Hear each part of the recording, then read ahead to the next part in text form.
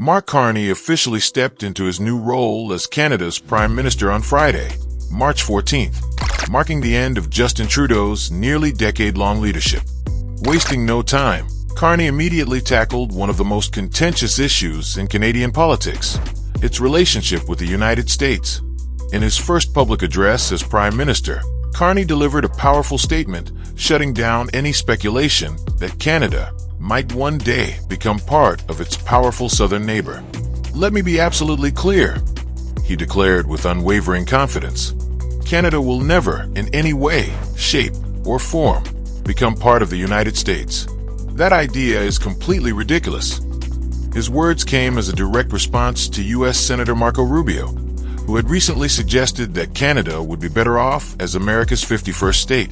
Carney dismissed the notion as pure nonsense, fiercely defending Canada's independence, while making it clear that cooperation with Washington remained on the table. Carney acknowledged the importance of strong ties with the United States, but didn't hold back in addressing what he saw as an ongoing challenge: the aggressive interest in Canadian resources. "They want our land, our water, our resources," he warned. "If they got their way, they'd erase our way of life." His strong words set the stage for a new era in Canada-U.S. relations, one defined by strategic collaboration but also firm boundaries. As tensions between Ottawa and Washington reached new heights, Canada's Defence Minister, Bill Blair, made a bombshell announcement that went far beyond the usual trade disputes. Late Friday, Blair revealed that Canada was reconsidering its massive deal to purchase American-made F-35 fighter jets.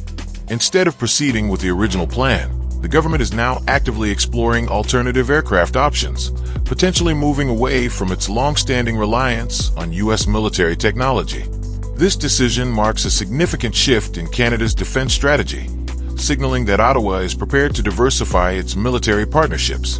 In June 2023, Canada signed a deal with Lockheed Martin to purchase 88 F-35 fighter jets for a staggering $19 billion. However, with the first 16 planes set to arrive next year, officials are now questioning whether the remaining jets should all be F-35s. Adding further uncertainty, Portugal recently backed out of its own plans to buy F-35s, citing concerns over U.S. foreign policy under President Donald Trump. The move has sparked discussions among America's allies, many of whom are now reconsidering their F-35 commitments. On March 14th, Portugal made a groundbreaking announcement that sent shockwaves through the defense world. Defense Minister Nuno Melo declared that Portugal would no longer proceed with purchasing American-made F-35 fighter jets. Rather than upgrading its aging fleet of F-16s with the latest U.S. aircraft, Portugal is now exploring alternative options, citing uncertainty over U.S. foreign policy. "We have to carefully consider our best options," Melo stated, raising concerns that the Trump administration could impose restrictions on how Portugal uses, maintains, or upgrades the jets. This marks one of the first instances where Trump's policies have directly influenced a major military deal. And the big question now is whether other NATO countries will follow Portugal's lead. North of the border, Canada faces a similar dilemma. Rising tensions between Ottawa and Washington, fueled by trade disputes and Trump's latest threats, have put the $19 billion fighter jet deal in doubt. Canada originally planned to acquire 88 F-35s, but with concerns mounting, Defense Minister Bill Blair hinted that the country may now purchase part of its fleet from European manufacturers. This potential shift would mark a major break from Canada's usual dependence on U.S. military hardware and could reshape its long-term defense strategy. Canada has already locked in payments for the first 16 F-35s, which are expected to arrive early next year.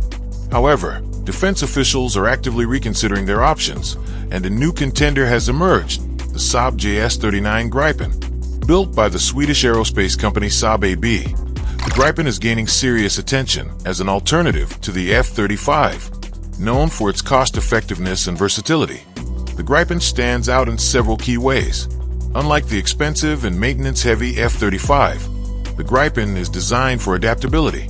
The latest version, the Gripen E, also known as the Gripen NG or Super Gripen, features cutting-edge technology, can reach speeds of around 2,130 km per hour Mach 2, and has a range of 3,200 kilometers before refueling. One of the Gripen standout features is its ability to take off and land on regular roads, not just military airstrips. This makes it highly suitable for emergency situations where traditional runways may not be available. Saab has aggressively pitched the Gripen to Canada, even proposing to manufacture the jets domestically. This would mean a full transfer of technology, allowing Canadian engineers and technicians to work directly on the aircraft. Another advantage? The Gripen E is well suited for Arctic conditions, making it a strong candidate for Canada's harsh climate. Beyond fighter jets, Canada is making significant moves to strengthen its overall defense strategy. In January 2023, the government finalized a major military investment, committing to 88 F-35 jets after years of deliberation. However, Canada's defense industry extends far beyond air power. The sector employs over 64,000 people and generates approximately 10 billion Canadian dollars annually, with about 60% of earnings coming from exports. One of Canada's latest defense initiatives involves enhancing maritime surveillance. The country is set to acquire up to 16 Boeing P-8 Poseidon aircraft, a deal finalized in November 2023. These state-of-the-art planes are designed for anti-submarine warfare and coastal defense.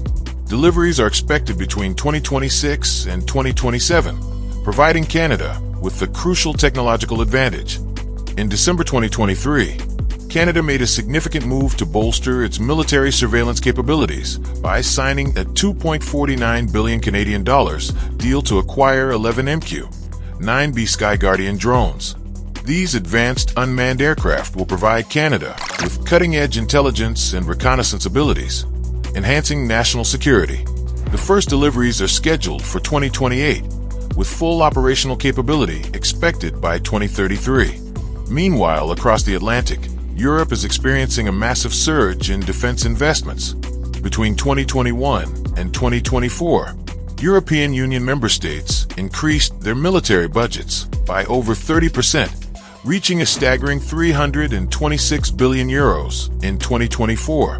Rheinmetall, Europe's top ammunition manufacturer, reported record-breaking sales of 9.75 billion euro last year and expects up to 30% growth in the coming year. To keep pace with evolving security threats, the European Commission launched the Rearm Europe initiative in March 2025, aiming to mobilize 800 billion euros to strengthen military capabilities.